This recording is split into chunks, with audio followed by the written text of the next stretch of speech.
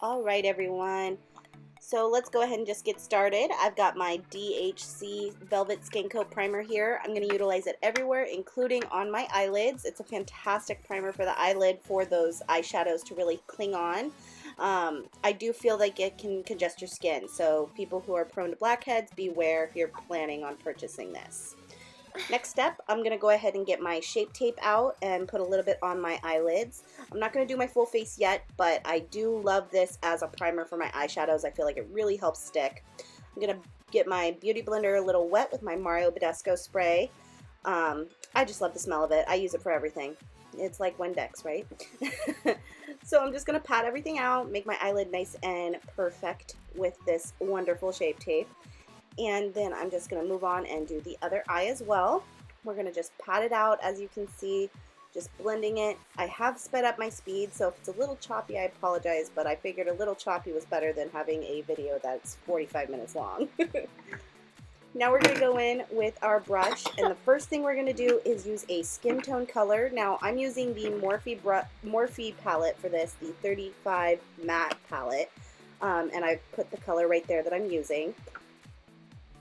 I'm a ghost, so the whitest color is usually the best. Next, we're going to go in with a color that's just a little bit off from the skin tone. It's this orangey color. You can't really see it picking up on the camera. I apologize about that, but there is a slight difference in the color there. And then we're just going to put it on the other eye as well. Now I'm doing big swiping motions with this, almost up to the brow, but not quite. You just want to leave a little bit of space there between the brow. We don't want full color to the brow. And the next step is going in with a darker orange color. I like to say this is a burnt orange. I love it. It's fantastic for the crease. I pretty much am using it in all of my eye looks currently. I'm addicted to this palette. I'm addicted to this color. And I just love how it blends and how, honestly, I've used it with purples, I've used it with yellows, I've used it with reds, greens today. I mean, it just goes with anything. So then the next step is we are going to pull out our Morphe palette again, and I'm using a darker shade of orange. Now this one's going to pull in some reds and more of a brownie color as well. So as you can see, it's picking up a little bit better on the camera. I'll definitely try and make sure my colors are picking up better with my next video. I do apologize. So I'm going to work that just into the crease. We don't want to go too high, we don't want to go too low. You really want the eyelid to be for the green color, which is what we're going to start doing next. So I've really just worked those oranges up onto that upper lid area. Now at first I was going in with a brush, but frankly the brush was just not cutting it. The color was not sticking to my eyelid. It was just a frustrating experience. So I'm not sure what was going on today. It worked just fine the other day, but I wet my finger with my trusty Mario Badescu spray and went ahead and applied it by fingertip. This is a fantastic way to do it if you're having a color that's falling out or just not giving you that true quality.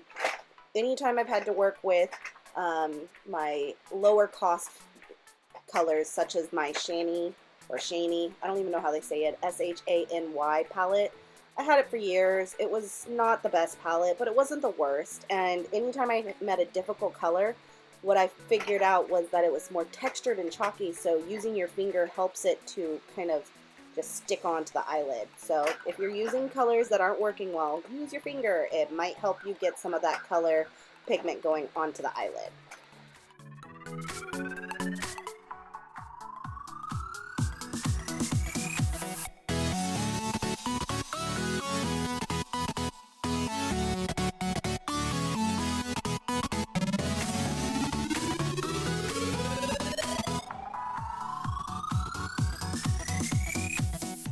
Alrighty, so now we are just going to go in with our Ragamuffin color, which I'm pointing out here.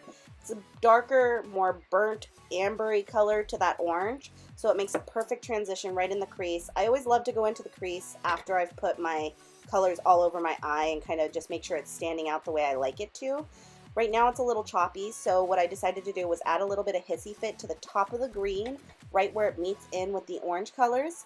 By adding that bit of shimmer there, it just deflects from the fact that you're going from such stark different colors. You're going from such a bright color to such a dark color that it can feel choppy. Adding a little glitter, a little shimmer just makes it blur out. Then I'm going back in with the Ragamuffin because I don't want it to blur out so much that we're not getting that difference in colors there. I really wanted it to stand out and be a popping eye. And then I'm going to go in with my color from my Morphe palette and just kind of blend everything out, make sure everything's nice and smooth.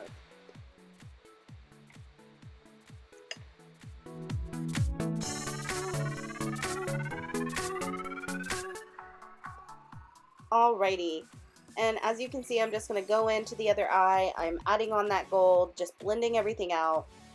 Anytime it feels choppy, just keep blending it out. If windshield wiper motions aren't working for you, try tiny circles. Sometimes tiny circles work better for me than the windshield wiper movements. I feel like sometimes the windshield wipe movement can muddy up the eye, so try little circles, just play around with it. Remember, it's just makeup. You can always take it off if you have to and start over, okay? I'm feeling pretty satisfied with this, so we're going to go ahead and do eyeliner. Now, eyeliner takes me forever. There's no reason for you to watch me doing it for 30 minutes. So I went ahead and did my eyebrows as well as my eyeliner off camera. I will have my eyebrows as a separate video. So now we're just going to skip on into doing my under eye for the eyeshadow portion. Now I love these squared off brushes like this for the under eye area. I don't know why, but it just makes me happy. They're such great brushes for it. And I do love smudge brushes, but these ones are just great for packing in that initial bright colors. Sorry, Zane's playing with a toy in the background, so that's where we're at in the day. Can't get the noise toys to stop. So I'm packing in that same orange color from the top.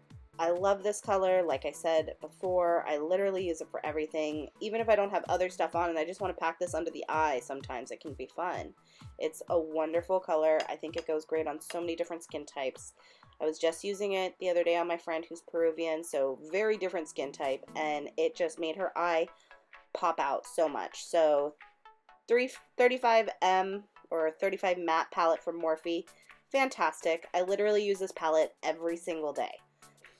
Now the next color I'm going in with is a burnt amber color. It's just got hints of red, hints of brown, hints of orange. It's fiery without being too bright.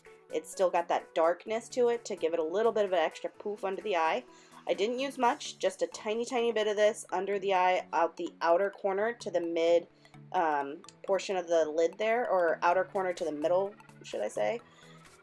Now my next step is going in with an eyeliner pencil brush and then just putting this black everywhere, pretty much. You're going to see me freak out a little bit with my eyes because I've got contacts in and my eyes hate getting eyeshadow in there when there's contacts.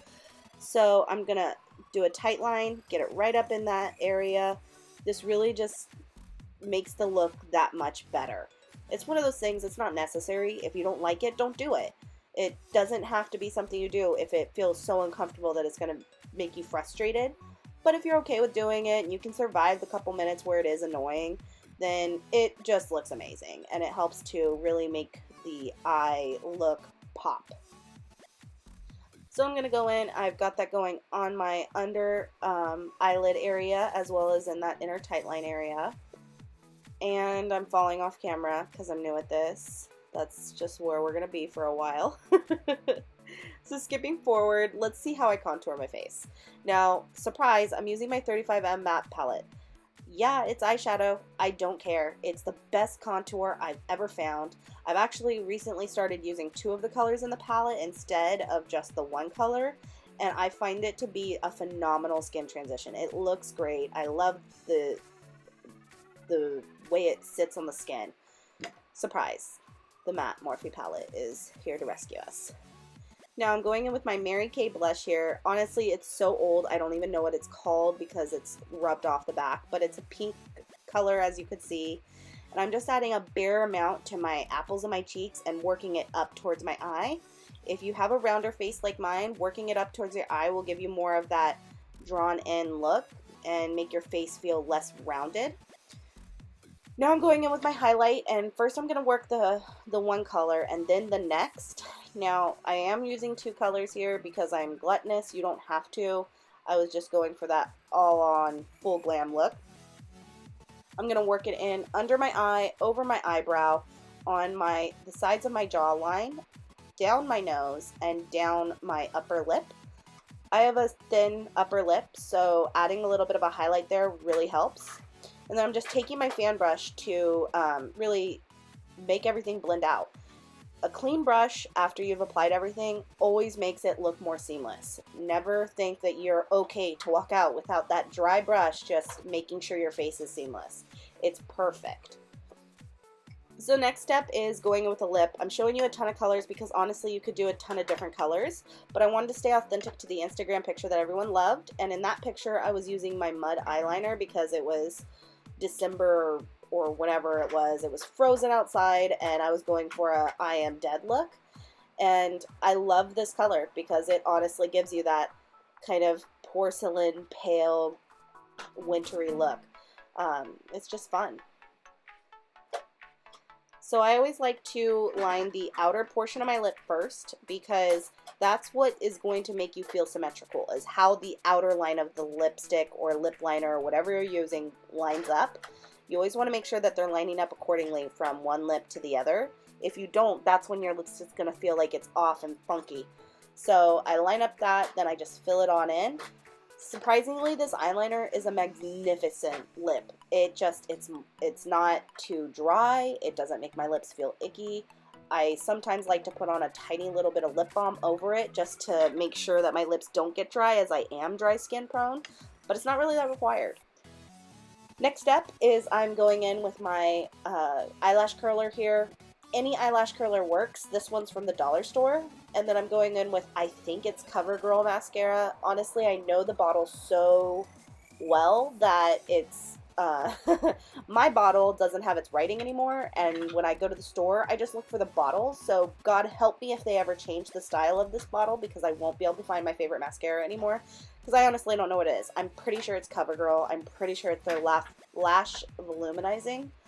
But I'm just not positive. I'm gonna have to look it up. I promise you guys, I will put it in the notes below. And finally, I am adding lashes. They're not at all natural. These are Ardell's Wispies, and I have cut them down to size already, so I'm just gonna glue them on off camera. And that's it, guys. And the lashes aren't necessary. But like I said, I was going for that full glam over the top look, so that's what I did. And then, just be quiet because I'm gonna talk to them now. They can't look at me because I'll look at you. Turn around. Turn around. Look at it, I was staring at you. Alright everybody, so this is the finished look.